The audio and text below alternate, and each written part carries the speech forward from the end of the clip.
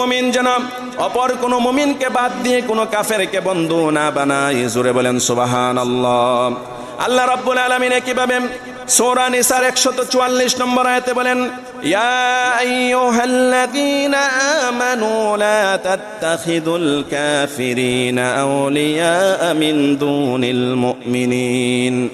হে ঈমানদারগণ, তোমরা সাবধান, কোন কাফের মুশরিককে, মুমিনকে বাদ দিয়ে কোন কাফের মুশরিকদের সাথে কি করবে না? বন্ধুত্ব সুলভ আচরণ করবে না। সুতরাং কোরআনের এই নির্দেশ আসার পরে যারা ইহুদি নাসারাদের সাথে সম্পর্ক রাখে, গোপনে আতাত করে, আমাদেরকে বুঝতে হবে হয় তারা পাক্কা মুনাফিক, নতুবা ইহুদি খ্রিস্টানদের দালাল। ঠিক না বেঠিক? আরো জোরে বলেন ঠিক না বেঠিক? কোনো সন্দেহ আছে? কোনো সন্দেহ নাই।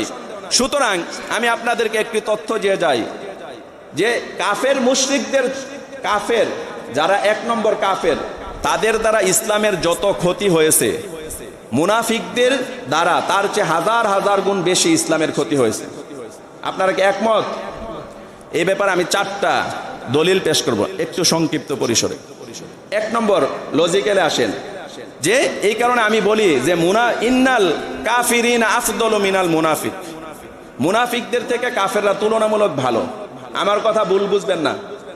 1 নম্বর যুক্তি, দলিল হচ্ছে যে আল্লাহ রাব্বুল আলামিন মুনাফিকদেরকে জাহান্নামে দিবেন, কাফেরদেরকেও দিবেন, এতে কোনো সন্দেহ নাই। আপনারা বিরক্ত হইতেছেন মনে হয়? শেষ। তো কাফেরদেরকে জাহান্নামে দিবেন, মুনাফিকদেরকেও দিবেন। কাফেরদেরকে জাহান্নামের তলদেশে প্রবেশ করাবেন না, কিন্তু মুনাফিকদেরকে জাহান্নামের সবচেয়ে নিচের স্তরে দিবেন। আর এটাই যুক্তি যে যার অপরাধ যত বেশি, জাহান্নামের গভীরতা তার উপর তত বেশি। এই কারণে আল্লাহ রাব্বুল আলামিন সূরা নিসার 145 নম্বর আয়াত বলেছেন, ইন্নাল মুনাফিকিনা ফিদ দারকিল আসফালি মিনান নার ওয়া লান তাজিদা লাহুম নাসীরা। নিশ্চয় মানুষের মধ্য থেকে যারা মুনাফিক, তারা জাহান্নামের একদম সর্বনিম্ন স্তরে গমন করবে, আর সেখানে কোনো তারা সাহায্যকারীও পাবে না। 1 নম্বর। 2 নম্বর হচ্ছে সূরা কাফিরুন আমরা পারি, নামাজে পড়ি কিনা? জুড়ে বলেন না, আমার সাথে রাগ আছে। তাহলে কাফিরুনের আয়াত কয়টা খুললা দেখছেন নি? কয়টা বলেন তো? 6টা। কয়টা? আর মুনাফিক নামে আল্লাহ একটা সূরা দিয়েছেন 28 পারার ভিতরে। মুনাফিকি সূরা, মুনাফিকুনের আয়াত হচ্ছে কাফেরের দ্বিগুণ, অর্থাৎ 11টা দ্বিগুণ। তাহলে এখান থেকে স্পষ্ট প্রমাণ হয় যে কাফেরদের তুলনায় মুনাফিকরা সবচেয়ে ডেঞ্জারাস। ঠিক না বেঠিক? 3য় নম্বর কারণ হচ্ছে যে মুনাফিকরা হচ্ছে গোপন দুশমন, তারা আপনার সাথে বন্ধুত্ব করবে, আবার তাদের সাথে বন্ধুত্ব করবে। আর কাফেরেরা হচ্ছে প্রকাশ্য দুশমন। এখন আপনারাই বলেন যে প্রকাশ্য দুশমন থেকে সতর্ক থাকা সহজ, নাকি গোপন দুশমন থেকে সতর্ক থাকা সহজ? কোনটা সহজ? প্রকাশ্য, সে তো আমার শত্রু, প্রকাশ্য দুশমন, তাহলে তার থেকে আমি সতর্ক থাকা, এটা আমার জন্য সহজ। আর মুনাফিকরা আপনার সাথেও মিশবে, ওদের সাথেও মিশবে, সুতরাং তার থেকে সতর্ক থাকাটা অনেক কঠিন এবং কোনো কোনো ক্ষেত্রে অস্বাভাবিক পর্যায়ে দাঁড়িয়ে যায়।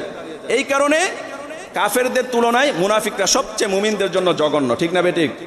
এবার 4 নম্বর, সূরা বাকারা কে কে পড়ছেন? সূরা ফাতিহার ভিতরে নামাজ শেষ মনে হয় নাকি? সূরা বাকারা খুলবেন, আজকে খুললা দেখবেন 1 থেকে 5 নম্বর আয়াতে আল্লাহ তাআলা মুমিনদের গুণাবলী বর্ণনা করছে। 2 নম্বর 6 থেকে 7 নম্বর আয়াতে কাফেরদের কথা বলছে 2টা আয়াতে।